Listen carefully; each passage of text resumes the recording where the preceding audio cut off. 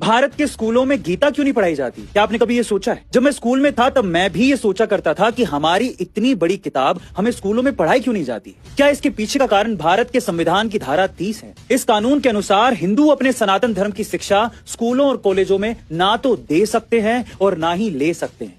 धारा 30 के तहत मुसलमान और ईसाई अपने धर्म की शिक्षा देने के लिए इस्लामिक मदरसा और ईसाई कॉन्वेंट स्कूल चला सकते हैं, लेकिन हिंदू अपने गुरुकुल या वैदिक शिक्षा पर आधारित पारंपरिक स्कूल नहीं चला सकते, और यदि वो ऐसा करते हैं तो उन्हें इस कानून के तहत दंडित किया जाएगा। मुस्लिम बच्चों के लिए अपनी धार्मिक पुस्तक कुरान पढ़ना और सीखना अनिवार्य है, और यही नियम ईसाइयों पर भी लागू होता है, लेकिन हिंदुओं के लिए नहीं है। धारा 30 के कारण हम अपने स्कूलों और कॉलेजों में भगवत गीता पढ़ा ही नहीं सकते, जबकि इस देश की नींव ही सनातन धर्म पर है। सरदार वल्लभ भाई पटेल ने इसका कड़ा विरोध किया था। सरदार पटेल ने कह दिया था कि ये कानून हिंदुओं के साथ विश्वासघात है, पर अफसोस की बात है कि ये तब भी लागू कर दिया गया। कमेंट सेक्शन में लिखिएगा इसे कौन हटा सकता है।